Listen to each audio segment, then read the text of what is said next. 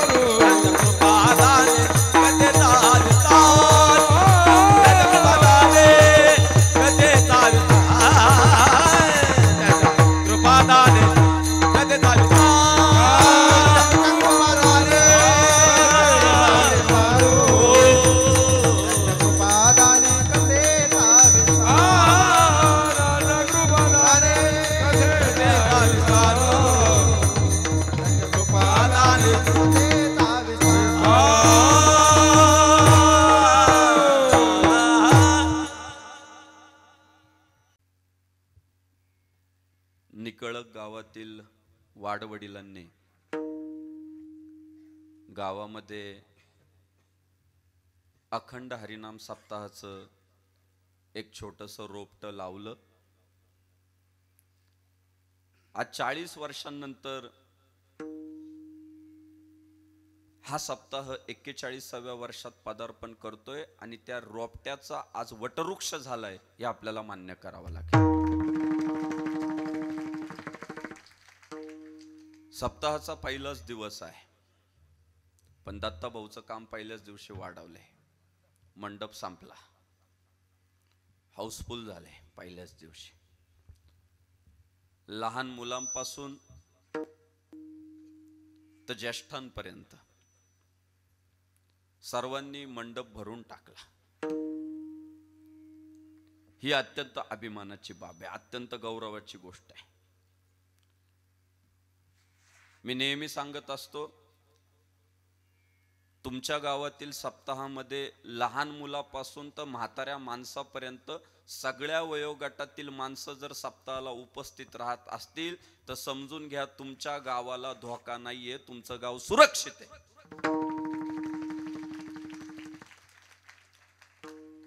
आणि ज्या ज्या गावांमध्ये सप्ताहाच्या कीर्तनांमध्ये तरुणांची उपस्थिती नाहीये, लहान मुलांची उपस्थिती नाहीये, तरुण बहिणींची उपस्थिती नाहीये, त्या त्या गावाचं भवितव्य धोक्यात आहे। आज महाराष्ट्रभर आम्ही फिरतो, फिरत असताना गावोगावची लोक आम्हाला सांगतात, महाराज आमच्या गावातला धर्म टिकला तो वारकरी सप्ताहामुळे। आमच्या गावातले सद्गुण टिकले, परंपरा टिकली, संस्कृती संस्कार टिकले, ते जे हे वर्षानुवर्ष अखंड हरिनाम सप्ताह झाले आणि त्या 8 दिवसांच्या शिबिरामध्ये आमची पोरं घडली।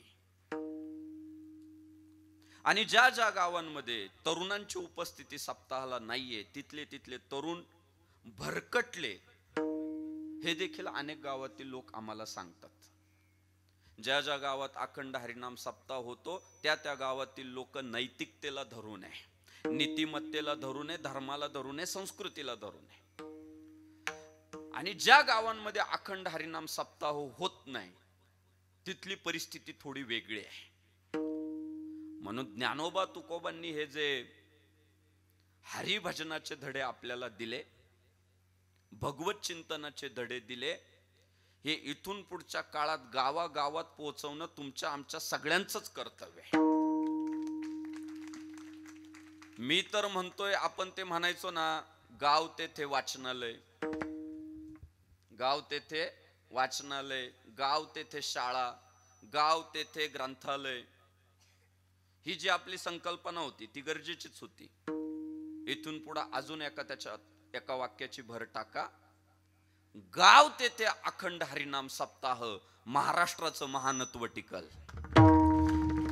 प्रत्येक गावात, महाराष्ट्रातल्या प्रत्येक गावात अखंड हरिनाम सप्ताहाचं बीज रोवल्याच गेलं पाहिजे. महाराज ते माणूसच घडतो तिथं, आजपर्यंत घडत आली हो. आज जो आपल्याला महाराष्ट्र दिसतोय ना नटलेला समृद्ध परंपरेने, तो काही युट्यूबने नाही नाटला, तो काय इंस्टाग्राम फेसबुकने नाही नाटला, तो काय आकाशवाणी दूरदर्शनने नाही, वर्तमानपत्रांनी नाही नाटला. जेव्हा इंटरनेट नव्हतं, दूरदर्शन नव्हतं, आकाशवाणी नव्हती, युट्यूब, फेसबुक, इंस्टाग्राम, ट्विटर कसलीच माध्यमं नव्हती, तेव्हा खेडोपाडीचा माणूस घडवण्याचं काम वारकरी संप्रदायाच्या अखंड हरिनाम सप्ताहानेच केलं. आज महाराष्ट्रातले अनेक नेते, त्यांना विचारलं इंटरव्ह्यू मध्ये, तुम्ही भाषण करायला कसं शिकले? कीर्तनकाराचं पाहून पाहून. गावात कीर्तनकार यायचे, आम्ही त्यांच्या पुढे बसून कीर्तन ऐकायचो, मग आम्हालाही वाटलं आपणही बोलू शकतो. काय झालं? स्टेज डेअरिंग दिली कीर्तनाने. धर्म कुठं कळला? वारकरी कीर्तनात कळला. संस्कृती कुठं कळली? परंपरा कुठं कळली? वारकरी कीर्तनामध्ये कळली. म्हणून आज एक आनंदाची गोष्ट अशी आहे की महाराष्ट्रातलं तरुण जागा झालाय, त्याला समजलंय की तंत्रज्ञानाच्या पलीकडे जाऊन सुद्धा आपला धर्म संस्कृती टिकवायची असेल तर महाराष्ट्रातल्या ह्या परंपरा ज्या आहेत, ती कीर्तन परंपरा सुद्धा आपण टिकवली पाहिजे. म्हणून गावोगावची पोरं आता अखंड हरिनाम सप्ताह करायला सुरुवात करायला लागली. मग शिवजयंतीचं निमित्त साधून कोण सप्ताह करतंय, नवरात्रोत्सवात करतंय, गणेशोत्सवात करतंय, महापुरुषांच्या पुण्यतिथी निमित्त करतंय, देवाच्या जन्मोत्सवानिमित्त करतंय, पण करायला लागली. मी तर उभ्या महाराष्ट्रातल्या तरुणांना साथ घालतो, तुम्ही अखंड हरिनाम सप्ताह करायचा, एवढी वज्रमूठ बांधा. तुम्हाला जमत असेल तर ठीक आहे, तुम्ही फक्त संघटन करा, आम्हाला संपर्क करा, आम्ही सप्ताह सुरू करून देतो. आणि ती काळाची गरज अनेक महाराज मंडळींनी दिले. महाराज मी सध्या हे सांगतोय, वारकरी संप्रदायात कलाकार वाढले, म्हणजे गायक मंडळी वाढले, वादक मंडळी वाढले, कीर्तनकारांचं तर विचारायचंच नाही. म्हणजे मीटिंग बसल्यावर अक्षरशः हा म्हणतो त्याचं घ्या, तो म्हणतो त्याचं घ्या, तो म्हणतोय आणखी तिसऱ्याचं घ्या.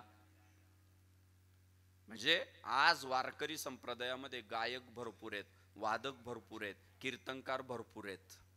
आता फक्त एक विनंती आहे, प्रत्येक गायकाने, प्रत्येक वादकाने आणि प्रत्येक कीर्तनकाराने एक संकल्प केला पाहिजे की मी सुद्धा अजून ज्या गावात सप्ताह होत नाही महाराष्ट्रातल्या, त्या गावात सप्ताहाचं बीज रोवायचं काम मी करेल, महाराष्ट्राचा विकास होईल. प्रत्येक एकाने एक सप्ताह तरी, जास्त केले तर दुधात साखर, पण किमान एका गायकाने एक सप्ताह सुरू करावा, एका वादकाने कोणतं तरी गाव शोधावं की ज्या गावातला बंद पडलाय.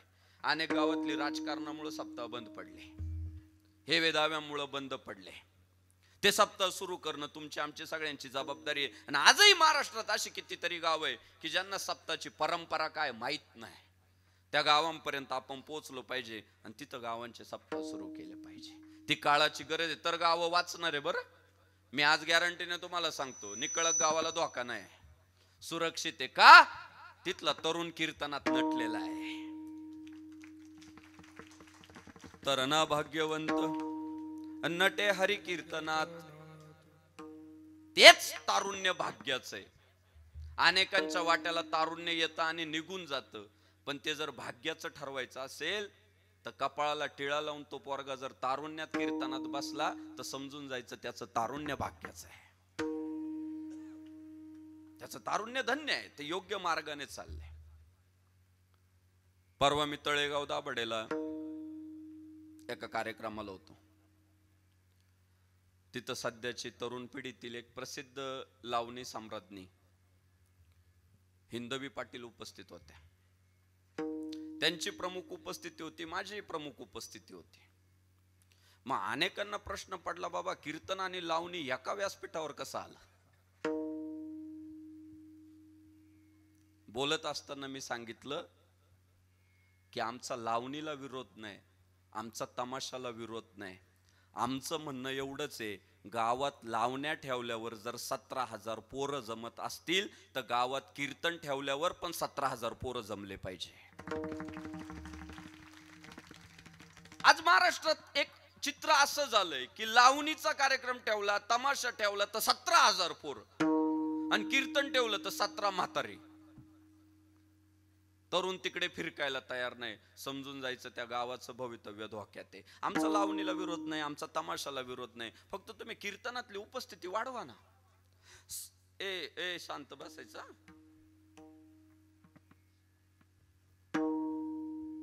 कीर्तनातली उपस्थिती वाढवा. अनेकांचा विचार असा आहे की कीर्तन म्हणजे फक्त 60च्या पुढच्या माणसांसाठीच. समजून जायचं गावाचं भवितव्य धोक्यात आहे. जीवनात एक समतोल असला पाहिजे. आम्ही कुणाच्या सुखात आड येणारी माणसंच नाही. आमच्या बहिणीने कॉफी शॉप मध्ये जाऊन कॉफी पिली पाहिजे का? पिलीच पाहिजे. आमच्या बहिणीने सोमवारचा उपवास पण केला पाहिजे. आमची बहीण थिएटर मध्ये जाऊन चित्रपट पाहिला पाहिजे का? पाहिला पाहिजे तिने थिएटर मध्ये जाऊन चित्रपट. पण गावात कीर्तन असल्यावर कीर्तनकाराच्या सगळ्यात पुढे सुद्धा तीच बसलेली पाहिजे. हा समतोल महत्वाचा आहे. राजकारण केलं पाहिजे का? केलंच पाहिजे, पण राजकारण करता करता धर्म वेशीला टांगायचा नाही, धर्माचं पण पालन केलं पाहिजे. अनेकांनी राजकारणापायी धर्म वेशीला टांगून टाकला. धर्माशी काही घेणं नाही, आमची राजकीय पोळी भाजली पाहिजे. धर्मलयाला चालला ना येड्या. राजकारण कर, पण आधी धर्म नंतर राजकारण. धर्म टिकला तर राज्य टिकणार आहे, आणि राज्य टिकलं तर तुझं राजकारण टिकणार आहे. येड्या, तू राजकारणामुळे जर फितूर झाला असेल तर धर्म मातीत जाणार आहे. करा राजकारण, करा, अडचण नाही, पण धर्मही जोपासला पाहिजे. आमच्या पोरांनी महाबळेश्वरला फिरायला गेलं पाहिजे का? गेलं पाहिजे. लोणावळ्याला फिरायला गेलं पाहिजे का? गेलं पाहिजे. मला जीवन आहे, या जन्मावर या जगण्यावर शतदा प्रेम करावे. लोणावळ्याला फिरायला गेलं पाहिजे, महाबळेश्वरला फिरायला गेलं पाहिजे, गोव्याला सुद्धा फिरायला गेलं पाहिजे. पण गोव्यावरनं फिरून आल्यावर वडू तुळापूरला छत्रपती संभाजी महाराजांच्या पण दर्शनाला गेलं पाहिजे. अनेक जण गोव्याला गेले पण शिवनेरी किल्ला कुठे माहित नाही.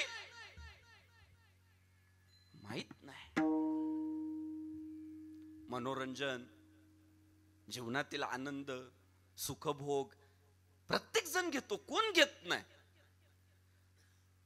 पण समतोल असला पाहिजे. सुवर्ण मध्ये आपल्याला साधता आला पाहिजे. एका बाजूला जीवनाचा आनंद घेत असताना दुसऱ्या बाजूला आम्ही धर्माचं पण देणं लागतो, याचा आम्हाला भान असलं पाहिजे.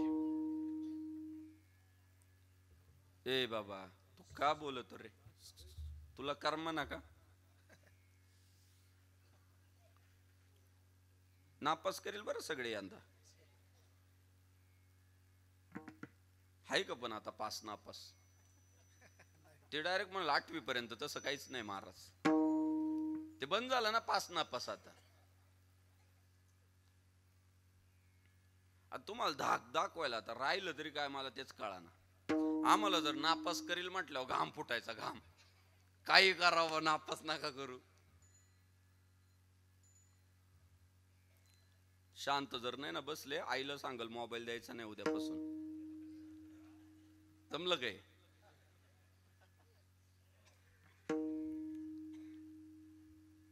जीवनात समतोल महत्वाचा आहे. आज तुम्ही जर निरीक्षण केलं समाजाचं, तर वाईट विचारांचे लोक, वाईट प्रवृत्तीचे लोक प्रचंड संघटित आहे. एवढी एकजूट आहे ना त्यांची. तुम्ही बघा, तुमच्या गावात एक पोरग आहे, ते प्रत्येक गावात असतं बरं का. ते आज कीर्तनाला नाही आलेलं, आलं जरी असेल तरी तिकडं फिरकलं गेलं ते घरी. ते काय करतं माहितीये का? असे साईडने केस कापित आणि मधले केस घट बसवल्यावर गहू कसे उगावतात तसे असे ते वर करते. चांगले वर करते ते. आणि ते कधी तांबडे करतं, कधी पिवळे करतं, कधी त्याला कारागीर पण असा भेटलाय ना कटिंग वाला, ते भारी भारी रंगून देतो, बुवई कापून देतो त्याला. ते बुवईला सुद्धा असं इथं छर्रा देतं मारून. ते विचित्रच दिसतं जरा. ते आपल्याकडे एक ग्रामीण शब्द नाही का, खैरा बांडा.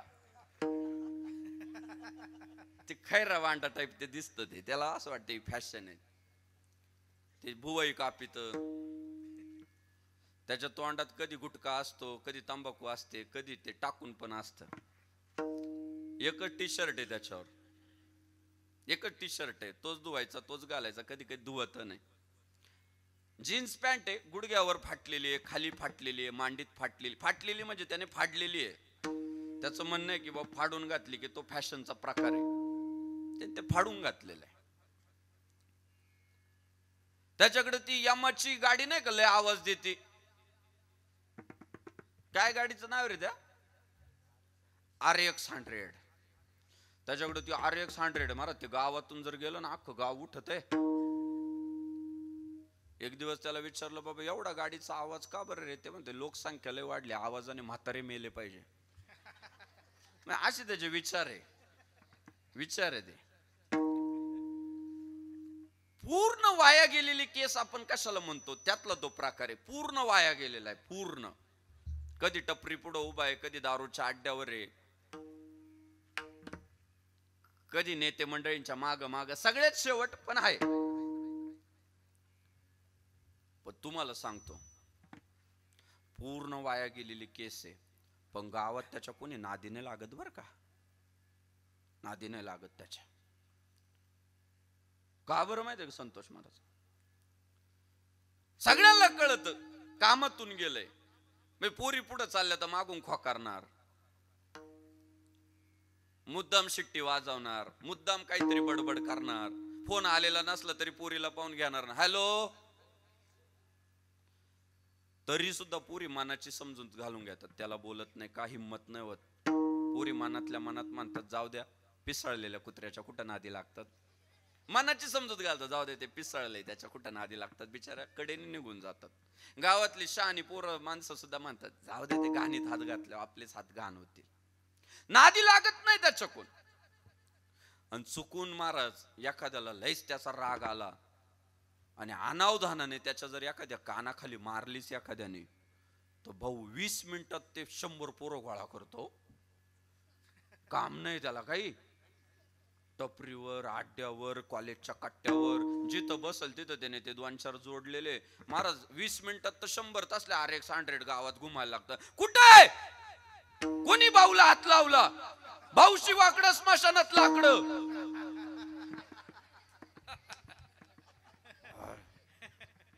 भाई काढा तो सरकार से बडा, कुठे ती पोरं ऐकत नाही महाराज. मग लोक म्हणतात, जाऊ द्या ना, घ्या ना. अजिबात नाही. भाऊला हात लावला, भाऊ तो बेवडा बरं का, भाऊला हात लावला महाराज, ती पोरं शेवटी शोधतातच, बदला घेणार, सुट्टी देणार नाही. आणि महाराज ती पोरं शोधून दरवाजे फोडून तोडून ती पोरं बदलाच घेतात महाराज. ती पोरं वाया, ते सगळी वाया गेलेली. आणि मग त्यांना बरं वाटतं की नाही, आम्ही बदला पूर्ण केला. झाली काय, पोरं वाया गेलेले, पण एकजूट किती त्यांच्यात हाय का नाही मला खरं सांगा, हाय. आता दुसरी बाजू सांगतो, गावातल्या एखाद्या वारकऱ्याला जर कोणी फटका मारला ना, दुसरे वारकरी काय म्हणतात माहितीये का, त्याला गरजच होती प्रसादाची, त्याला गरज होती म्हणतात प्रसादाची, त्याला लवकर मोठं व्हायचं होतं, लय पुढं करीत होता, त्याला लवकर फेमस व्हायचं होतं. जिरली का नाही आता, हे कोण म्हणतं, आजूबाजूचे म्हणतात. दादा, एखादा गुन्हेगार जर तुरुंगात गेला ना, त्याचे पंटर तयार असतात, त्याला बाहेर ठेवा, आम्हाला आत घाला. अनेक धूम वाजू नका बरं का आता प्लीज. अनेक गुन्हेगार असे की आम्हाला आत टाका, पण दादाला बाहेर सोडा, दादाला बाहेर राहू द्या, दादाला हात लागता कामा नाही. गुन्हेगारांमध्ये एवढी एकी, एवढी एकजूट. आज मी हिंदुत्वाचं काम करणाऱ्या पोरांना एक विनंती करतो, पोरांनो, हिंदुत्वाचं काम जर मनावर घेतलं असेल ना, तर एक लक्षात ठेवा, आमचा जन्मही धर्मासाठीच झालेला आहे आणि आता मृत्यू झाला तर धर्मासाठीच होणार आहे.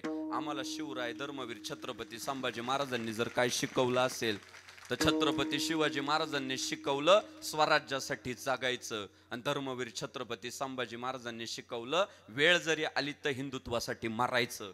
हे संभाजी महाराजांनी आपल्याला शिकवलेलं आहे. तुम्हाला सांगतो, फक्त वज्रमुठ अशी बांधायची, आपल्यातलं एखादं हिंदुत्ववादी पोरग जर पोलीस स्टेशनला बोलावलं ना, तर बाकीच्यांनी काड्या लावून नाही बसायचं. मी नव्हतो, माझा काही संबंध नाही, मी बाहेर गेलो होतो, मी गावातच नव्हतो. अजिबात नाही. तुम्ही गावात जरी नसाल ना, पण हिंदुत्ववादी एखाद्या कार्यासाठी जर पोलिसांनी आपलं हिंदुत्ववादी पोरग जर उचलून नेलं ना, तिथं गावातले सगळे हिंदुत्ववादी पोरं तळ ठोकून बसले पाहिजे, आमच्या भावाला सोडा. तर चळवळी पुढे जातील इथून पुढच्या काळात. जर काढता पाय घेतला ना, आमचा संबंध नाही, आम्ही नव्हतोच, काय होईल? ते पोरग एकदा आत जाऊन येईल, पोलिसांचे फटके खाऊन येईल, बोलणे खाऊन येईल, आणि गावात आल्यावर म्हणल जय श्रीराम. काय म्हणल ते निराश होईल की माझ्यांनी मला साथ नाही दिली. आपला पोरगा जेव्हा अडचणीत येईल ना, तेव्हा आपण सुद्धा एक वज्रमुठ बांधली पाहिजे. त्याच्या अगोदर मी काल कीर्तनात म्हणालो की आपल्याला इथून पुढच्या काळात धर्मनिष्ठ पोरांना, हिंदुत्ववादी चळवळीतल्या पोरांना एक वज्रमुठ बांधावं लागल की माझा भाऊ जेव्हा सुखात आहे ना, तेव्हा त्याच्या मी माग उभा राहील. पण माझा भाऊ जेव्हा दुःखात आहे असं मला कळल ना, तेव्हा त्याच्या माग नाही, त्याच्या पुढे उभा राहील मी. पहिला वार माझ्यावर, मग त्याच्यावर. ही एकजूट बांधावा लागणार आहे आपल्याला इथून पुढच्या काळात. हे एकत्रीकरण आपल्याला करावं लागणार आहे. दुर्दैव असं आहे महाराज, आपल्यातलं एखादं पोरगा अडचणीत आलं का बाकीचे फोन बंद करून ठेवतात. हो नाही महाराज, वाढदिवसाच्या शुभेच्छा नाही देता आल्या ना आपल्या मित्राला, हरकत नाही. पोराने जीवाचे कान करून ऐका, गावातलं चित्र बदलून टाकायचंय पुढच्या काळात. काही फरक पडत नाही महाराज. वाढदिवसाच्या दिवशी माझा तर फोन हँग होतो. एक झाला का एक झाला का एक झाला का एक, कोणाची नावं सुद्धा लक्षात राहत नाही, कोणाचे फोन आले. मी तुम्हाला आज विनंती करतो, आपल्या मित्राला वाढदिवसाच्या शुभेच्छा नाही देता आल्या हरकत नाही, पण एक लक्षात ठेवायचं, आपला मित्र अडचणीत आला हे कळाल्यावर ना, पहिला कॉल आपला गेला पाहिजे, भाऊ कुठं येऊ रे, कुठं आहे तुम्ही, आलोच. आज आपण ना त्याच्यात इतका युगो झालाय महाराज. आपल्यातलं एखादा अडचणीत आलं ना, तो कोणतरी तिसरं येऊन सांगता, अरे तो तुमचा माणूस अडचणीत आला नाही, आलाय तो, पण त्याने अजून मला फोन नाही केला. युगो आडवा येतो की तो मला फोन करील, मला व्हॅल्यू देईल, मला याच्यातून बाहेर काढा म्हणल, आणि मग मी तिथं जाईल, चल मी तुला बाहेर काढतो. अजिबात नाही. पहिला फोन तुमचा गेला पाहिजे, दादा काय झालं, मी आलोच. लक्षात ठेवा, ते पोरग एकदा तुम्ही अडचणीतून बाहेर काढलं आणि दुःखाच्या काळात त्याला साथ दिली ना महाराज, मरेपर्यंत ते तुम्हाला सोडणार नाही. काय झालं होतं कर्णाचं? काहीच नाही. कर्णाचं म्हणणं एवढंच होतं की नाही, दुर्योधनाने मला जेव्हा कोणच नव्हतं तेव्हा साथ दिलेली. ते मेला महाराज दुर्योधनासाठी, म्हणून मैत्रीच्या दुनियेतला राजा माणूस म्हणायचं गेलं तर कर्णाचं नाव घ्यावं लागतं. त्याने मैत्री धर्म निभावला. आणि हेच सूत्र आपल्याला जमत नाही. सुख के सब साथीन दुःख में न कोई. पुढच्या काळात आपल्याला ती वज्रमुठ बांधावा लागणार आहे चांगल्या कामासाठी. अहो ते छत्रपती शिवाजी महाराज आहे ना, स्वराज्य उभं करत होते ना, तेव्हा हे जे आजूबाजूची पोरं होते ना, यांच्यात स्पर्धा लागायची की महाराज त्या मोहिमेवर मला जाऊ द्या, महाराज ती मोहीम आपली बर का, मी जाणार आहे, तुम्ही दुसऱ्यावरती जबाबदारी टाकू नका. तानाजी मालुसरेंच्या पोराचं लग्न होतं. पत्रिका घेऊन लग्नाचं निमंत्रण देण्यासाठी गेले. शिवराय थोडे चिंतेत दिसले. महाराजांच्या चेहऱ्यावर दिसलं काहीतरी काळजी, ते काहीतरी विचार करताय, काहीतरी मोहीम आखताय. तानाजीने विचारलं, महाराज काय विचार करताय, मन मोकळं करा. महाराज म्हटले, काही नाही रे, कोंडाणा घेण्याची हीच योग्य वेळ आहे, कोंडाणा घ्यावा म्हणतोय. तानाजी म्हटला, कोंडाणा घ्यायला निघाले, मला माहित नाही, मी जाणार, मी नेतृत्व करणार, मी ती मोहीम आखणार. शिवाजी महाराज म्हटले, बाळा तुझ्या घरी पोराचं लग्न आहे, पोराच्या अंगावर अक्षदा टाकणं हे तुझ्या जीवनातला एक भाग्याचा दिवस आहे, तू नाही जायचं आम्ही जाऊ. तो म्हणाला, बस महाराज हीच मैत्री का, हाच विश्वास का, तुम्ही मोहिमेवर जाणार आणि मी पोराच्या लग्नात फेटा घालून बांधणार, हाच आमचा पुरुषार्थ का. नाही महाराज, आधी लगीन कोंडाण्याचं आणि मग माझ्या रायबाचं, असा कडाडला तानाजी. तेव्हा स्वराज्य उभं झालंय बरं. आणि ऐका इतिहास, त्या कोंडाण्याचं लगीन लावायला गेलेला तानाजी पुन्हा रायबाच्या लग्नाला कधीच आला नाही. पण इतिहासाने दखल घेतली. जेव्हा स्वराज्याचा विचार येतो, हिंदवी स्वराज्याचा विषय निघतो, तेव्हा तानाजी मालुसरेंचं नाव घेतल्याशिवाय पुढे जाता येत नाही. का? त्यांनी सिद्ध करून दिलं, लाख मेले तरी चालतील, लाखांचा पोशिंदा जगला पाहिजे. याला मैत्री म्हणतात, याला निष्ठा म्हणतात, याला विश्वास म्हणतात. आणि ती एकजूट आज पाहायला भेटत नाही हो. मी मागे कधीतरी म्हणालो होतो की लय लोकांची फौज असली पाहिजे, अशातला काही भाग नाही.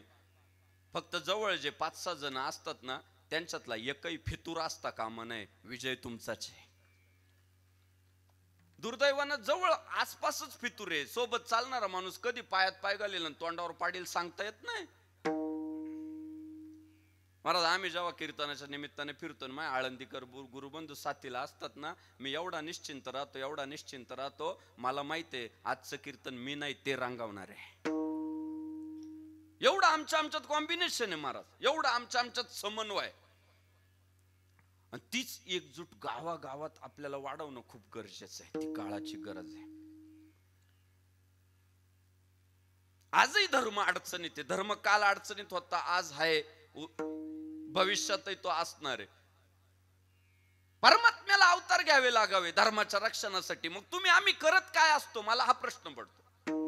यदा यदा हि धर्मस्य ग्लानिर्भवति भारत अभ्युत्थानम अधर्मस्य तदात्मानं सृजाम्यहम्. धर्म रक्षावया अवतार घेसी, धर्म रक्षावया अवतार घेसी, धर्म रक्षावया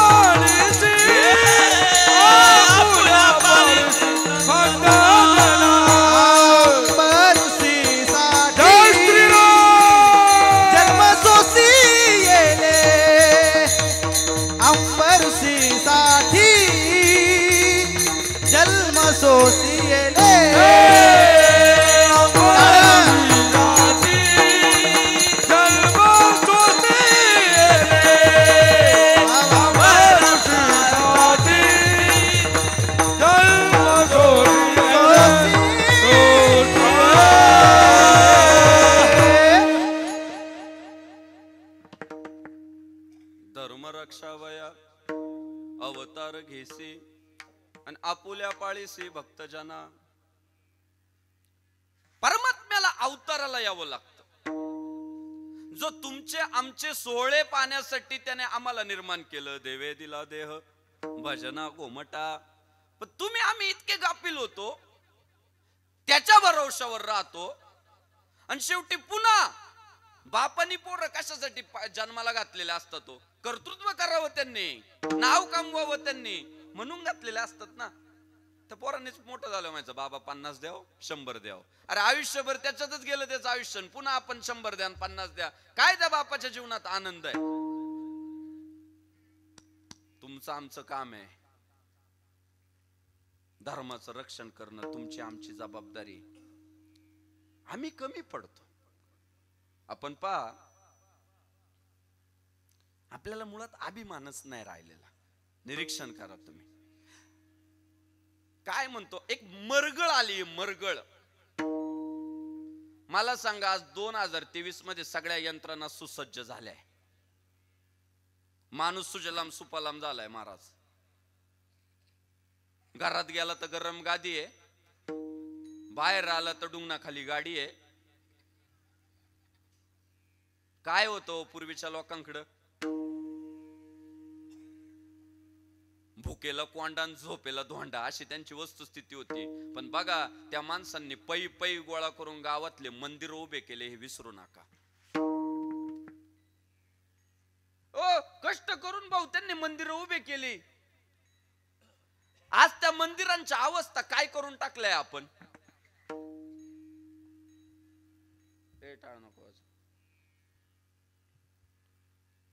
काय केलंय मंदिरांची अवस्था? एवढ्या विचित्र अवस्था करून टाकलेल्या देवळांच्या. भिंती मळ लागून लागून तेलकट झाल्या. तो जो दिवा आहे ना, दिवा, ते खाली जसा तेलाचा सडा पडलाय अख्खा त्या दिव्याच्या खाली. त्या मूर्ती पुढे जे फुलं सुकले ना, ते तिथं सडले, कुजले, त्यांचं खत झालं. त्या मंदिरांची काळजी घ्या ना. तुमची आमची जबाबदारी नाही, ती आमची वैभव आहे, ती आमची अस्मिता आहे. तुम्हाला असं, शेती तुमची आहे, तुमची शेती तुमची. बाप मेला, शेतीचा 7/12 तुमच्या नावावर झाला, आणि तुम्ही मेल्यावर तो 7/12 पोराच्या नावावर होणार आहे. लक्षात ठेवा. मग शेती तुमची आहे का? पण गावचं जे मंदिर आहे ना, ते कालही तुमचं होतं, आजही तुमचं आहे, मेले तरी तुमचंच आहे. खरं जर आपल्या हक्काचं काय तर ते गावाचं देऊळ आहे. ते कालही आमचं होतं, आजही आमचं, उद्या पण आमचंच राहणार आहे. कायम स्वरूपी तुम्ही त्याचे मालक आहे. काय मंदिरांच्या अवस्था झाल्या आहे. अहो, एवढं कळू नये की जो दिवा आपण आता तिथं देवा पुढे लावणार आहे, ती जी काडी आहे अर्धी विजलेली, ती कचरा कुंडीत टाकली पाहिजे. ती तिथंच देवा पुढं. जा तुम्ही मंदिराच्या गाभाऱ्यात जा, तुम्हाला तिथं त्या अर्ध्या जळालेल्या काड्या सापडतील, गुलकाड्या. कळू नये आम्हाला तेवढं की ती काडी उचलावी ना आपण कचरा कुंडीत टाकावी. अगरबत्ती लावली ना, ते जे प्लास्टिकचं कव्हर आहे ते देवा पुढंच बस पात. ते जे कव्हर आहे ते प्लास्टिकचं, ते कचरा पेटीत टाकायचं आमचं काम नाही. अगरबत्त्या विजल्या, त्या काड्या कचरा पेटीत टाकायचं आमचं काम नाही. मंदिरांचं पावित्र्य जोपासायचं आमचं काम नाही. तरुण पोरांनो, वज्रमुठ बांधा, चित्र बदलून टाका. बाकी धार्मिक स्थळ एकदा पाहायला जाता येत नाही आत, पण कधी जर चुकून पाहता आली तर फक्त पाहून या. आपलं पण चित्र बदलावा. मारुतीरायाच्या मंदिरात गेलं ना, तर भिंतीत चेहरा दिसला पाहिजे, एवढ्या स्वच्छ भिंती पाहिजे. नसेल आपल्याला जमत तर मासिक पुजारी ठेवू आता इथून पुढे आपण. अरे रिचार्जला आपण 399 घालायला लागलो दर महिन्याला, कधीच नव्हते पूर्वजांनी घातलेले. गाडीला आपल्याला 3 दिवसाला 100चं पेट्रोल लागतंय. मग सगळ्यांनी मिळून जर गावाच्या देवळात एक पुजारीच नेमला की त्याची जबाबदारी मंदिर स्वच्छ ठेवणं, देवाच्या पूजा व्यवस्थित करणं, हार आरत्या नित्य नियमाने ते पावित्र्य जोपासणं तुमचं आमचं सगळ्यांचं काम आहे का नाही महाराज सांगा.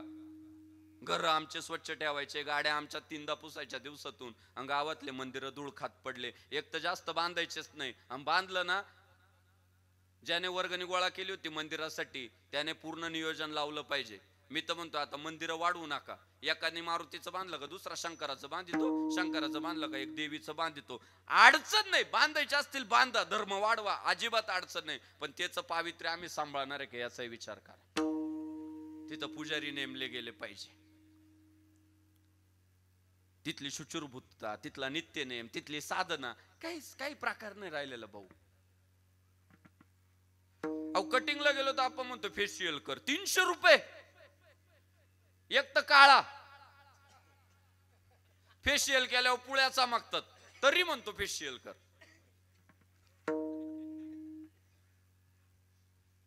जीर्ण आहे ते, पण धर्म संस्कृती परंपरा काही घेणं देणं नाहीये. मला फार महत्वाचे मुद्दे तुमच्या पुढे मांडायचे. तुम्ही बघा भाऊ 2000 कोविड किती साली आलं रे बाई? 2019 ला कोविड नावाचा, कोरोना नावाचा आजार आला. टप्प्याटप्प्यानं पहिल्यांदा शाळा बंद केल्या, नंतर दुकानं बंद केले, व्यायामशाळा बंद झाल्या, ग्रंथालय बंद झाली, सरकारी ऑफिसेस बंद झाले, दारूचे दुकानं बंद झाले, आणि मंदिरं सुद्धा बंद झाले. झाले का नाही झाले? झाले. मंदिर बंद, लावून टाकले कडी कुलप मंदिरांना. ठीक आहे, लावले. त्यानंतर कोरोना हळूहळू कव्हर व्हायला लागला. लोक पुन्हा नव्या उमेदीने उठायला लागले. कोरोना कंट्रोल झाला. सगळ्यांची प्रार्थना कामाला आली. Go corona, go corona, go corona. ते करोना गो, ते करोना गेलं. मग करोना गेल्यानंतर एक स्थळ पुन्हा उघडायला सुरुवात झाली. पहिल्यांदा मग किराणा दुकानं उघडले, नंतर मग शाळा सुरू झाल्या. पण हे सगळं सुरू होत असताना सर्वात अगोदर काय उघडलो? पार शाळेच्या पण अगोदर, ग्रंथालयाच्या, व्यायामशाळेच्या, मॉलच्या अगोदर सर्वात पहिल्यांदा महाराष्ट्रात काय ओपन झालं सांगा? माहितीये कोणाला काय ओपन झालं? विसरले? कोरोनाचा काळ नका ना विसरू. सर्वात पहिल्यांदा उघडले दारूचे दुकान. दारूचे दुकान उघडले, आठवा तुम्ही. शिवाजी महाराज का उघडले माहिती? दारूचे दुकान सर्वात अगोदर. बेवड्यांनी संघर्ष केला महाराज. अहो सगळे दारुडे व्यक्त होत होते की नाही, आम्हाला जर दारू मिळाली नाही तर आम्ही मरून जाऊ, आम्ही जगू शकत नाही, आम्ही हातबट्ट्या सुरू करू, आमच्याकडून ते फूड पॉइझनिंग होईल, लोक विषबाधेने मरतील, आम्हाला ते जमत नाही घरी तयार करायला, काही पण करा, पण सरकार मायबाप दारूचे दुकान उघडा नाही तर आम्ही जगू शकत नाही. मग ते सोशल मीडियावर पोस्ट पडायला लागल्या, पत्रकार छापायला लागले, इलेक्ट्रॉनिक मीडियावर दाखवायला लागले.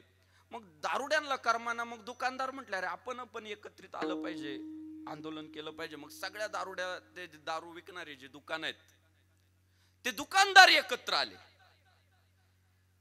त्यांनी सरकारचा पाठपुरावा केला. तुम्हाला वाटत असेल कोरोना पसरल, अजिबात आम्ही पसरू देणार नाही, आम्ही ते सोशल डिस्टन्सिंगचा वापर करू, ते सगळे ब्रॅकेट आखू, 3-3 किलोमीटर पर्यंत लाईन लावू, काळजी करू नका, आम्ही लोक एका जागी जमून देणार नाही. बेवडे म्हटले आम्ही लाईनीत उभे राहू, काय अडचण नाही. दुकानदार म्हटले आम्ही ते सगळं अंतर ठेवू, सोशल डिस्टन्स. मग दुकानदार एकत्र आल्यावर दारू तयार करणाऱ्या ज्या कंपन्या त्यांनी सरकारचा पाठपुरावा केला. अरे तुम्ही जर दारू नाही विकू दिली तर तुम्हाला महसूल कुठून भेटल?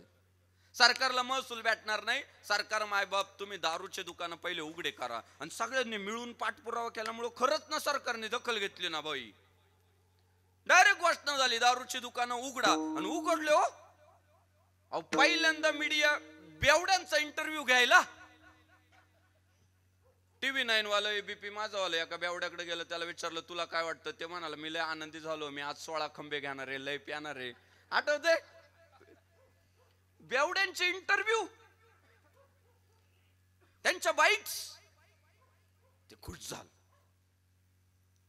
उघडली दारूची दुकानं, बेवडे जिंकले. अण्णा आता माझा शेवटचा प्रश्न आहे. दारूची दुकानं उघडली, मग शाळा उघडल्या, मग मॉल उघडले, मग थिएटर उघडले, सर्वात शेवटी काय उघडलं याचं उत्तर सांगा आता. महाराष्ट्रात सर्वात शेवटी उघडलं मंदिर, की जे सर्वात अगोदर उघडायला पाहिजे होतं. का? कोविडच्या काळामध्ये अनेक माणसं रोगाने नाही मेले, भीतीने मेले, की अरे माझं कोणच राहिलं नाही. ज्या देवाच्या मी बाप्पा करायला जात होतो, पाया पडायला जात होतो, जो देव मला आधार देत होता, त्या देवानेच दरवाजा बंद करून घेतला. आता मी जगू शकत नाही, माणसं मेली. तेव्हा जर सर्वात अगोदर जर देऊळ उघडलं असतं ना, तो भाविक म्हटला असता जगाने मला वाईट टाकलं पण माझा देव मला स्वीकारेल. सर्वात शेवट मंदिर उघडले गेले. आत्मपरीक्षण करा. त्याचंही कारण मी तुम्हाला सांगतो, एकच आहे. भाविकच एकत्र नाही ना आले. कोणी टाकलं का? 1-2-4 पक्षाचे, 2-4 संघटनेचे, हिंदुत्ववादी चळवळीतले पोरं 7-8 पोरं आंदोलन करीत होते. बाकीचा समाज घरी निवांत, जाऊ द्या, बंद आहे तर बंद आहे, काय करायचं. भाविक एकत्र आला नाही मंदिर उघडावे म्हणून.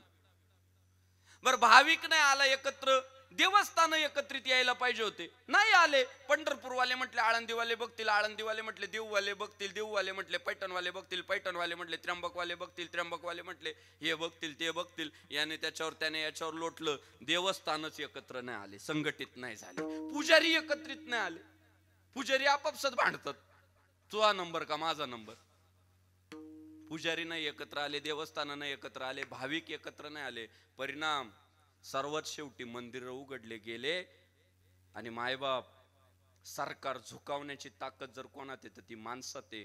फक्त तो माणूस संघटित असला पाहिजे. एकजुटीने लढा दिला ना, आंदोलनाला यशच येतं महाराज. आज बघा नागपूरला अधिवेशन चालू आहे, नागपूरला अधिवेशन चालू आहे. पण प्रत्येक आमदाराच्या डोक्यात एकच विषय, काय? मराठा आरक्षण. काय कारण हो? काय कारण? आज उभ्या महाराष्ट्रातला समाज एकत्रित आलाय. एक तर आता आरक्षण घेऊ, नाही तर आरक्षणासाठी मरू या भावनेने एकत्रित आलाय. सरकार मायबापाला झुकावं लागणार आहे, झुकावं लागणार आहे. आणि मी आंदोलनकर्त्यांना सांगतो, आता इतिहास आठवा.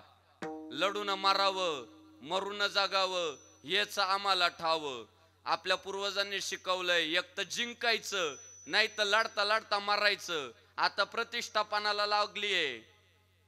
आता जर आरक्षण नाही भेटलं तर काय जाईल? इज्जत जाईल. त्यामुळे आता एक तर आरक्षण नाही तर मृत्यू या भावनेने पोरं प्रेरित झाले तर तो प्रश्न मार्गी लागणार आहे. आणि झालंय, तेच झालंय. आता डेडलाईन दिली 2024 डिसेंबरची. त्याच्यानंतरचे चित्र वेगळे असणार आहे. माझं मत आहे, जर एखादा समाज जातीसाठी एकत्रित येऊ शकतो, न्यायासाठी येऊ शकतो, बिघडलेली लोक त्यांच्या वासनापूर्तीसाठी येऊ शकता, तर 400 वर्षापूर्वी तुकाराम महाराजांच्या लक्षात आलं की धार्मिक लोक जर धर्म टिकवण्यासाठी एकत्रित आले तर नक्कीच इथे सुपंथ उभा राहील. पहिलं चरण हे काय कसाय करू, हा हे काय कसाय करू, काय कसाय करू, हे काय कसाय करू, हे काय कसाय करू, हे काय कसाय करू,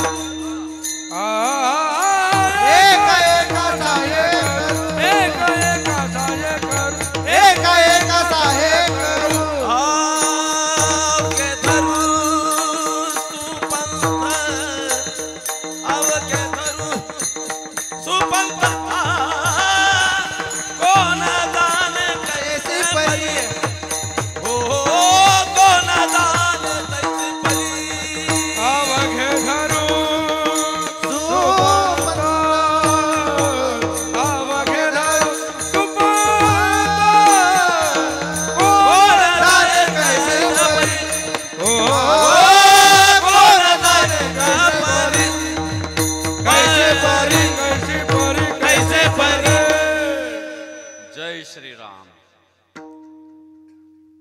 पहिला दिवस आहे. तुम्हाला काही सूचना करतो. गावागावात अडचणी अशा आहे, कीर्तनकार चांगला तर कलाकार चांगले नाही. बर दोघं चांगले तर साऊंड चांगला नाही. बर तिन्ही चांगले तर लोकांनाच काही कळत नाही. पण निकळक मधलं वैशिष्ट्य सांगतो. महाराष्ट्रातला नंबर 1 चा साऊंड निकळक मध्ये सप्ताहाला. महाराष्ट्रातले ताकदीचे गायक वादक निकळक मध्ये. कीर्तनकार पण बरे, चालेल ना, बरे म्हणतो बा आता, स्वतःच कुठंच स्वतःला कळतं. कीर्तनकार पण बरे, तरुणांची पण उपस्थिती चांगली. 8 दिवस एक नियम बाळगा. चांगली चाल झाली ना, मन भरून टाळ्या वाजवा. मन भरून उदार अंतःकरणानं टाळ्या वाजवा. त्याचा परिणाम असा होईल, पुढची चाल ते चांगली शोधील, अजून ते उत्साह भेटेल. त्याला ताकद भेटल. टाळ्यांचा अर्थ काय होतो? तुम्ही आनंदी झाले, तुम्ही सुखी झाले. आता माझ्या कीर्तनात एक कार्यकर्ता इकडे वाजवतोय, त्याला प्रतिसाद पाहिजे तसा भेटत नाही. हा, तर ते आनंद व्यक्त करण्याचं एक माध्यम आहे.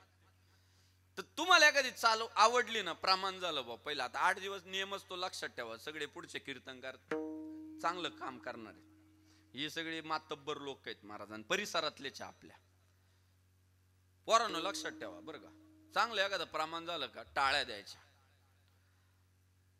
आणि तुमच्यासाठी सांगतो, आयुष्यात जर लोकांनी आपल्यासाठी टाळ्या वाजवाव्या असं वाटत असेल तर अगोदर आपण मोठ्यांसारखी टाळ्या वाजवल्या पाहिजे. आयुष्यात जी मोठी झाली, सहसा माणूस सहजासहजी मोठा होत नाही महाराज. महाराष्ट्राला शरद पवार भेटावे असं वाटत असेल ना, अगोदर यशवंतराव चव्हाणांची बॅग उचलावीच लागते, तेव्हा महाराष्ट्राला शरद पवार भेटतात. हिंदुस्थानाला पंतप्रधान नरेंद्रभाई मोदी मिळावे असं वाटत असेल ना, अगोदर लालकृष्ण अडवाणीच्या पुढे माईक धरावा लागतो आणि एका हातात भोंगा धरावा लागतो, तेव्हा नरेंद्र मोदी होता येते. लक्षात ठेवा. सेवा केल्याशिवाय मेवा भेटत नाही. ती सेवेची वृत्ती जर आपली संपली तर आपल्या जीवनात प्रगती होऊ शकत नाही. माणूस शेवटपर्यंत विद्यार्थी राहायला पाहिजे. महाराज, मी कधी कधी गाडीत असं ऐकत ऐकत चाललेला असतो, कोण नसतं जवळपास, कोण नसतं, पण एखादं चांगलं वाक्य, एखादं चांगली जागा जर मला ऐकायला मिळाली तर मी स्टीअरिंग सोडून टाळी वाजवतो, कारण माझा तेवढा कंट्रोल आहे ड्रायव्हिंगवर. तर उद्या एखादं स्टीअरिंग सोडील, वाजवली पाहिजे. तर उद्यापासून तुम्ही तो बदल कराल. वाघमोडे सर ब्रँड आहे बरं, मोठं नाव आहे लई. वाघमोडे सर आहे, शिवाजी महाराज आहे, हरी महाराज आहे, ही सगळी मोठी मोठी मान्यवर आहे. खूप जीव लावायचं, खूप प्रेम करायचं कलावंतांवर. 400 वर्षापूर्वीचा भगवान श्री तुकाराम महाराजांचा हा अभंग आहे. एक एका साह्य करू अवघे धरू सुपंथ. माझी तुम्हाला विनंती आहे, या अभंगाकडे तुम्ही अभंग म्हणून पाहू नका. या अभंगाकडे तुम्ही शब्द म्हणून तर अजिबात पाहू नका. या अभंगाकडे तुम्ही मंत्र म्हणून पहा, तुमच्या जीवनाचंच सार्थक होईल. हा जो आहे ना, एक एका साह्य करू अवघे धरू सुपंथ, मंत्र म्हणून पहा. हा मंत्र जर अंगीकारला ना भाऊ, तुमचा संसार सक्सेसच. हा मंत्र जर अंगीकारला, तुमचं राजकारण सक्सेसच. आणि हा मंत्र जर अंगीकारला, तुमचा परमार्थ देखील सक्सेस. वारकऱ्यांनी काय अवलंबला? हाच मंत्र अवलंबला. एक एका साह्य करू अवघे धरू सुपंथ. काय? तुम्ही आम्ही खेळी मेळी गदारोळी आनंदे, एकट्याचा नो हे खेळ म्हणून मेळ मेळविला. मंत्र अवलंबला तो. सगळ्यांनी मिळून एकजुटीने. आणि त्यामुळं 700 वर्ष झाली हा संप्रदाय पाय रोवून आहे महाराष्ट्रात घट्टपणे. पंढरीच्या लोकांनाही अभिमान, पाया पडे जन एकमेकांना मोठेपणे, एकमेकांना सोबत घेऊन हा वारकरी संप्रदाय चालला. टिकला ना परमार्थ संप्रदायाचा. राजकारणात मोठं व्हायचं असेल तीच स्ट्रॅटेजी आहे, बस तीच. एक एका साह्य करून अवघे धरू सुपंथ. बघा तुम्ही, त्यांच्यातलं एखादं चुकलं जरी ना, अख्ख देश निदर्शन काढितो, पण त्यांचे बाकीचे जे असतात ना, ते नाही नाही नाही, त्यांचा हेतू तसा नव्हता. त्यांना तसं नव्हतं म्हणायचं. अहो, तुमचा गैरसमज झाला. त्यांना वेगळं बोलायचं होतं, त्यांना वेगळं काय करतात, बाजू लावून धरतात त्यांच्या माणसाची. काही असो विषय. आता मागे नवाब मलिक आतमध्ये गेले तरी बाकीचे काय म्हणायचे, नाही नाही नाही, त्यांच्यावर अन्याय झालाय, ते तसे नाहीच. बाजू लावून धरली. राजकारण आणि संसार सुद्धा तुम्हाला सांगतो, बास. कोण म्हणतं संसार सुखाचा नाही? माऊलींनी सांगितलं ना, आजी संसार सुखाचा झाला गे माये, आजी संसार सुफल झाला गे माये, देखिले पाय विठोबाचे. आवश्यक फक्त सांगू का, निवृत्त कधी व्हायचं हे बापाला योग्य वयात कळालं पाहिजे. संसार सुखाचाच आहे. आणि निवृत्त कधी व्हायचं सासूला योग्य वयात कळालं पाहिजे. संसार सुखाचाच आहे. ओ पोराच्या पायात चप्पल यायला लागली ना, बापाने म्हटलं पाहिजे बस आता इथून पुढं मी फक्त तुझ्यावर लक्ष ठेवणार आहे, निर्णय तुला घ्यायचे, संसार गाडा तुला पुढं चालवायचा आहे. महाराज ते पोरग बापाला आदर पण देईल, मान पण देईल, आणि तुमच्या डोळ्यात देखत ते पोरग पुढं जाईल. मी आज चहा घ्यायला बसलो डॉक्टर साहेबांच्या घरी, मला पोरांनी सांगितलं की गावातल्या ज्येष्ठ वारकऱ्यांनी सप्ताह तरुणांच्या हातात दिला. मी महाराष्ट्रभर फिरतो. मी म्हटलं दिला का तुम्ही हिसकावला? कारण गावागावात देणे हा प्रकार नाही, हिसकावणे हा प्रकार आहे. म्हटले नाही महाराज. त्यांना इतका आनंद झाला की ते म्हणाले आम्ही 40 वर्ष जी परमार्थाची सेवा केली ना ती सफल झाली, कारण पुढच्या पिढीने तो आता खांद्यावर घेतला. अनेक गावातले सप्ताह का बंद पडले माहितीये का? पुढे चालवायलाच कोण नाही, म्हातारे मेले, सप्ताह संपला. पोरं म्हटले वाड वडिलांनी आता आमच्या खांद्यावर दिला, जिंकले ना महाराज आता सगळे. एक सांगतो, एक तर या जगामध्ये ना देऊन जाता येतं, नाही तर ठेवून जावं लागतं. घेऊन जायची सोय नाही बरं. तुम्ही एक तर द्या, नाही दिलं तर ठेवा. ठेवल्यावर नंतर तुम्ही मेल्यावर ते घेणारच आहे. मग ठेवून जाण्यापेक्षा देऊन जाऊ ना योग्य माणसाकडे. हे बाबा हे घे, आता हे पुढे चालव. भारतातल्या अनेक कला लुप्त झाल्या. मंत्राने विंचू उतरवता येतो, आता येतोय का आता कोणाला गावात? का म्हाताऱ्यांनी सांगितलंच नाही ना कसा उतरवायचा. पोरांना नाही सांगितलं, पोरांना गेली कला ती. भाऊ खरंय का खोटे? गेली ती कला, लुप्त झाली, माहितच नाही आता काय. आपण 15-15 दिवस ऍडमिट होतो, फ्रॅक्चर झालं ना ते काय करायचं, वाढायचं ताडायचं 2-3 तेल असे चोळायचं, जाय घरी म्हणायचं. मोडलेले हाड बसवणारी माणसं होती. पण ती कला पुढे संक्रमित न झाल्यामुळं संपला विषय. तर योग्य वयात आपल्याला निवृत्त होता आलं पाहिजे. मग ते राजकारणातून असू द्या, संसारातून असू द्या, नाहीतर कलेच्या क्षेत्रातून असू द्या. शिष्य तयार झाल्यावर गुरुने थांबलं पाहिजे. ते शिष्य पुढे जुगलबंदीला बसते, शिष्य पाडीतय दाप कंदिशी आडवं पाडीतय. मग लोक म्हणतात तुमच्यापेक्षा ते चांगलं वाजवित. अरे वाजवणारच ना ते, त्याचा नवा दम आहे. नेत्याने सुद्धा कार्यकर्ता जरा फोकसला आला ना, म्हटलं पाहिजे आता तू लढ. जर नेता नाही म्हटलं ना ते त्या नेत्याच्याच विरोधात फॉर्म भरीत. मग का दादा म्हणानच मला संधीच द्याय ना, मग करू काय? गावागावात हे दुखणे आहे का नाही आहे मला सांगा तुम्ही. जगातला सर्वात मोठा खेळ आज, लोकप्रिय खेळ जर कुठला आहे तर क्रिकेट आहे. क्रिकेट का जगातला सर्वात लोकप्रिय खेळ आहे माहिती आहे? तो क्रिकेट. त्या क्रिकेट मध्ये ना हारलेला जिंकलेल्याच्या हातात हात देतो म्हणून मोठा खेळ आहे, लक्षात ठेवा. वर्ल्ड कप हारलं त्या दिवशी भारत, पण सगळ्या पोरांनी त्या ऑस्ट्रेलिया टीमचं कौतुक केलं हो, हातात हात दिले हो. म्हणून जगातला लोकप्रिय खेळ, त्याला खिलाडू वृत्ती म्हणतात. की खेळात हारलाय, जिंकलेला हारलेल्याच्या हातात हात देतो आणि हारलेला जिंकलेल्याच्या हातात हात देतो, तेव्हा तो खेळ चालतो पुढं. आणि बघा ना तुम्ही राव, परवा एकाला विचारलं भारत जिंकला असता काय करायला पाहिजे होतं भारत जिंकण्यासाठी. एका चांगल्या अभ्यासकाने सांगितलं काही नाही, त्या टीम मध्ये फक्त धोनी साहेब पाहिजे होते. म्हटलं काय? धोनी साहेब पाहिजे होते, जिंकले असते. म्हटलं हाय का नाही धोनी मध्ये ते टॅलेंट, जे चेन्नई सुपर किंगला दरवेळी जिंकून देतय. एकदा वर्ल्ड कप हिंदुस्थानाला मिळवून दिला, अनुभव वाढलेला आहे. धोनी साहेब जर टीम मध्ये असले तर मला टीम जिंकणार आहे. पण धोनी साहेबांना माहित आहे आता पुढच्या खेळाडूंना संधी दिली पाहिजे. धोनी साहेब निवृत्त झाले स्वतःहून. सचिन तेंडुलकर मास्टर ब्लास्टर आहेत, निवृत्त होतात योग्य वेळी. खेळातलं, त्या क्रिकेट खेळातले वैशिष्ट्य आपण समजून घ्या. तिथली माणसं काढून द्यायची वाट नाही पाहत, स्वतःहून म्हणतात आता आम्ही थांबणार, आता थांबावं लागणार. धोनी साहेब बाहेर राहतात, बाहेरून सांगतात असं झालं पाहिजे, तसं झालं पाहिजे, मार्गदर्शन करतात. तोच क्रिकेटचा खेळ संसारात पण जमला ना, तुमचे पित्र लय भारी घालतील पोर. खरंच ना, लय भारी आनंदात बाबांनी आम्हाला शिकवलं, आम्हाला घडवलं, आम्हाला. आणि हिला पण तेच सांगणं माझं, सासूबाईला सुद्धा, की नानी आता सुनबाईला सगळ्या भाज्या बनवायला यायला लागल्या, सगळ्या पाहुण्या रावळ्यांच्या ओळखा झाल्या, कोण आलं तर व्यवस्थित चहा पाणी करते, आदरातिथ्य करते, सगळ्या पाहुणचार व्यवस्थित करते. ती तयार झाली, आता हुशार झाली. आता नानींनी म्हटलं पाहिजे बाबा मी आळंदीला समाधी सोहळ्याला जाणार आहे बर का, म्हटली पाहिजे नानी.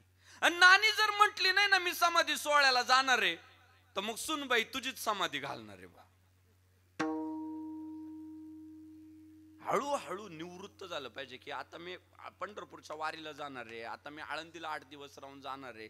ती म्हणते नाही नाही मी गेले तर घराचं कसं होईल, काहीच होणार नाही, लय भारी चाल. निवृत्त झालं पाहिजे, हळूहळू हळूहळू पुढच्या पिढीकडे सूत्र दिले पाहिजे, आपल्या डोळ्या देखत दिले पाहिजे. आणि योग्य वेळेत दिले ना ते तुमचा उपकार ठेवतात,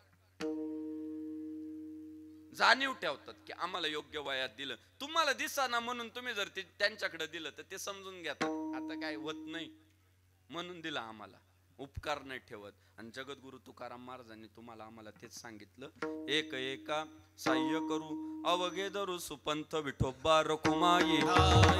विठोबा रखुमाई,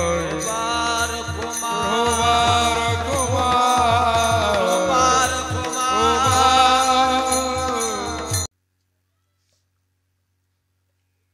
संघे शक्ती कलियुगे. कलियुगात तुमच्या खिशात किती पैसा याला काही किंमत नाही. कलियुगात तुमच्या व्यक्तिगत अंगात किती ताकद आहे काहीच किंमत नाही. कलियुगात तुमच्या फोनवर किती पोरं गोळा होतात यालाच किंमत आहे.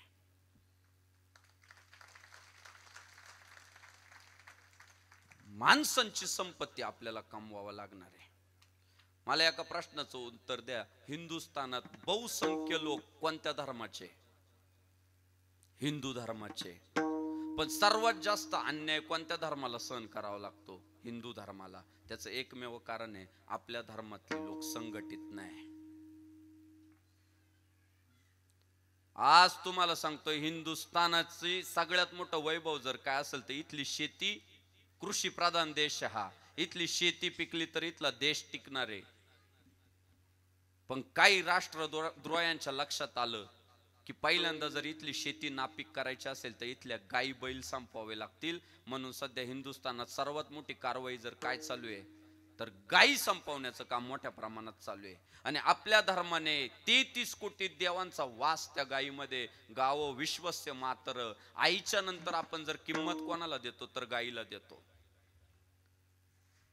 कधी गाय वाचणार आहे? जेव्हा शेतकरी कसायला गाय विकणार नाही ना तेव्हा गाय वाचणार आहे. आज मूळ तिथं आहे. आपलीच लोक भाकड गाय म्हणून विकून टाकतात, गोरा झाला म्हणून विकून टाकतात आणि त्यांच्या कत्तली पाडतात. महाराज, ज्या देशात गायीची कत्तल होईल तो देश कधीच पुढे जाऊ शकत नाही, शास्त्राने सांगितलं. छत्रपती शिवाजी महाराजांनी पत्रात सांगावं, गायींचे रक्षण केल्याचे पुण्य बहुत आहे. हे पत्रात सांगावं शिवरायांनी की गायींची जर रक्षा केली तर त्यात पुण्य आहे. आणि त्याच्या मागे दूरदृष्टिकोन आहे. गाय जगली तर महाराज शेत जागणार आहे, पिकणार आहे ते व्यवस्थित. त्या शेताला शेणखताची गरज आहे, गोमूत्राची गरज आहे. ती गाय जी असते ना ती तुमच्या शेताचं भरण पोषण करते आणि ती गाय आहे ना तुमच्या कुटुंबाचं सुद्धा भरण पोषण करते. कारण गायीचं दूध हे बुद्धिवर्धक आहे, शक्तिवर्धक आहे. पण आज मोठ्या प्रमाणात कारवाया चालू आहे. मी सोशल मीडियावर पाहतो, माझे मित्र आहे महाराष्ट्रातले मोठे गोरक्षक आहे शिवशंकर स्वामी. त्यांचं रोज स्टेटस असतं की आज ह्या हायवेवर उभा राहिलो 17 गायींचे प्राण वाचवले, उद्या त्या हायवेवर उभा राहिलो 15 गायींचे प्राण वाचवले, 50 गायी कत्लीला चालल्या होत्या वाचवल्या. अहो तो शिवशंकर स्वामी एकटा किती पाळणार आहे? प्रत्येक गावात 3-4 पोरं गोरक्षणासाठी काम करतात, अंगावर केसेस घेतात, पोलिसांच्या काट्या खातात. त्या 2 आणि 3 पोरं किती वेळ पाळणार आहे, किती धावणार आहे? सगळ्यांनी वज्रमुठ बांधली पाहिजे आणि त्या गोरक्षकांच्या पाठीशी उभं राहिलं पाहिजे. आज असं ऐकायला येतं की गोरक्षकांवर गुन्हे दाखल होतात आणि ते गुन्हे दाखल करण्यामध्ये परधर्मीयांचा नाही तर हिंदू धर्मातलेच काही गांडू लोक सपोर्ट करतात. यांच्यावर गुन्हे दाखल करा म्हणतात. हे धार्मिक तेढ निर्माण करताय. त्या गोरक्षकांना सहकार्य करता आलं तर करा, पण किमान त्या गोरक्षकांचे पाय ओढू नका. भाऊ, भारताचं रक्षण करण्यासाठी सीमेवर उभा असलेला सैनिक जितका महत्वाचा आहे ना, तितकंच भारताचं रक्षण करण्यासाठी हायवेवर उभा असलेला गोरक्षक सुद्धा महत्वाचा आहे, लक्षात ठेवा. त्याला ताकद देणं आमचं काम आहे. ते हिंदुत्वासाठी पळतंय, त्याचा कुठं सत्कार होत नाही, त्याला सुपारी भेटत नाही, त्याला पाकिट भेटत नाही. काय केलं काय नाही, गोरक्षण केलं. कुणाला कळालं, कुणाला नाही कळालं म्हणतो, देवाला कळालं. एवढा निस्वार्थ वृत्तीने जर तो गोरक्षक धावत असेल तर त्याला ताकद देणं तुमचं आमचं सगळ्यांचं काम आहे. गोरक्षणासाठी धावणं पळणं. आणि आपण ग्रामीण भागातील लोक आहे, प्रत्येकाच्या दारात एक गावरान गाय सांभाळा. तुमच्या दारापुढे ट्रॅक्टर आले, ते ट्रॅक्टर शेण गोमूत्र नाही देणार आहे, दूध नाही देणार आहे. ते गाई सांभाळा, गाई जोपासा. गाय म्हातारी झाली, जशी आईचा अंत्यविधी घरात होतो ना, शेवटपर्यंत आपण सांभाळतो, तशी गाय सुद्धा शेवटच्या श्वासापर्यंत सांभाळा. तिचा अंत्यविधी करा. ती कसायाला कधी विकू नका. दया गाई पशुचे पालन, दया गाई पशुचे पालन, दया गाई पशुचे पालन, होत दया गाई पशुचे पालन. तानुल्या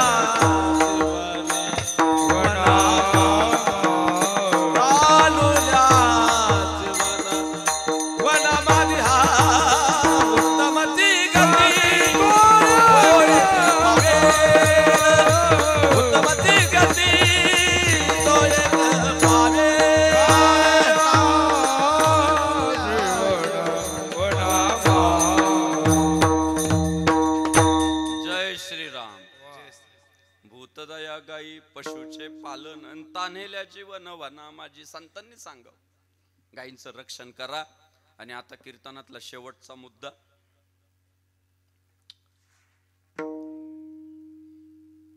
(1992) साली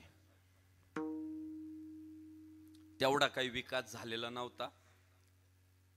रस्ते खडबडीत होते, दळणवळणाच्या सुविधा तेवढ्या विकसित झालेल्या नव्हत्या. पण या हिंदुस्थानातले हिंदुत्ववादी पोरं, धर्माभिमानी पोरं 1992 साली मिळेल त्या वाहनाला हात देत, दिसल त्या रेल्वेत बसत, ही सगळी पोरं, धर्माभिमानी पोरं अयोध्येत पोचली होती. आणि 1992 साली या हिंदुत्ववादी पोरांनी, धर्माभिमानी पोरांनी एक पराक्रम केला की ज्या बाबरने आमचं राम मंदिर उद्ध्वस्त करून अयोध्येमध्ये बाबरी मस्जिद उभी केली होती, त्या बाबरी मस्जिद या हिंदुस्थानातल्या पोरांनी जमीनदोस्त केली, पाडून टाकली. अनेक पोरांना लाट्या खावा लागल्या, अनेकांवर गुन्हे दाखल झाले, अनेक धारातीर्थी पडले. पण जिथं आमच्या देवाचा जन्म झाला, जिथे आमच्या देवाचं मंदिर होतं, तिथं आम्ही पुन्हा उभं करणार म्हणून त्यांनी ती मस्जिद उद्ध्वस्त केली. आणि त्या धर्मसेवेमध्ये जी पोरं सहभागी होते त्यांना कारसेवक म्हटलं गेलं.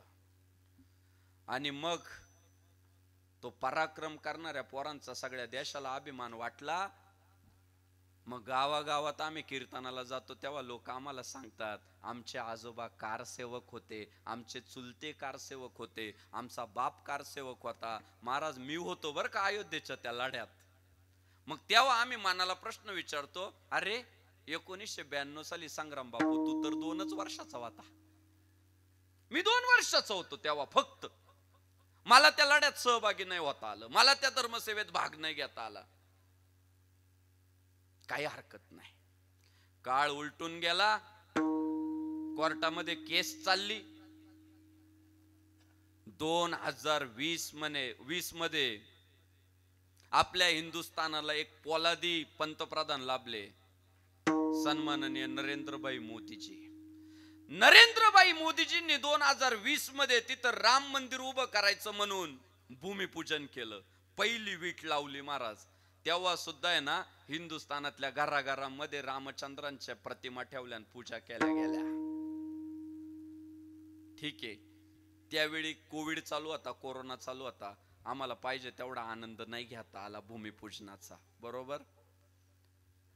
पण आता तुमच्या आमच्या पुढे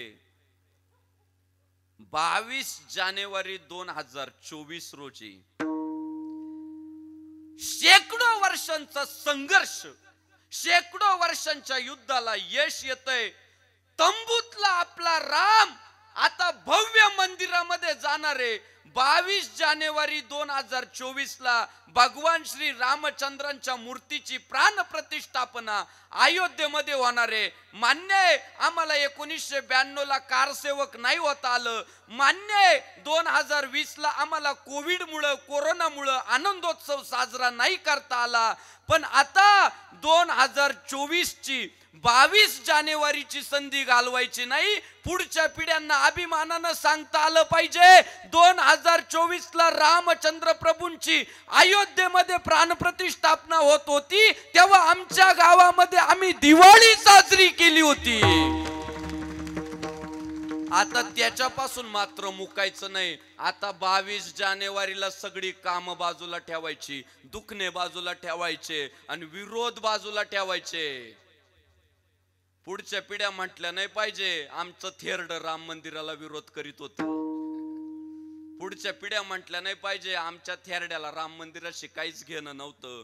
पुढच्या पिढ्या म्हटल्या पाहिजे आमच्या वाडवडिलांनी जेव्हा रामचंद्र प्रभूंची प्राण प्रतिष्ठापना झाली तेव्हा गावागावात दिवाळी साजरी केली. प्रत्येकाच्या अंगणामध्ये 22 जानेवारीला सडे पडले पाहिजे. माता भगिनींनो, रांगोळ्या टाकल्या गेल्या पाहिजे. रात्री प्रत्येकानं दारापुढे दिवे लावले पाहिजे. का माहितीये का 2024 ला एक दिवाळी नाही 2 दिवाळ्या साजऱ्या आपल्याला करायच्या आहे. एक वर्षातून एकदा येते ती दिवाळी आणि दुसरी म्हणजे 22 जानेवारी 2024 ची दिवाळी. ती एवढ्या अभिमानानं एवढ्या आनंदाने आपल्याला साजरी करायची. लहान पोरांनी नवे कपडे घालायचे, महिलांनी चांगल्या साड्या नेसायच्या. तुम्ही सुद्धा टकाटक पाहिजे, नवीन कपडे, आनंदोत्सव, कपाळाला टिळे आणि गावागावात घोषणा झाली पाहिजे जय श्रीराम, जय श्रीराम.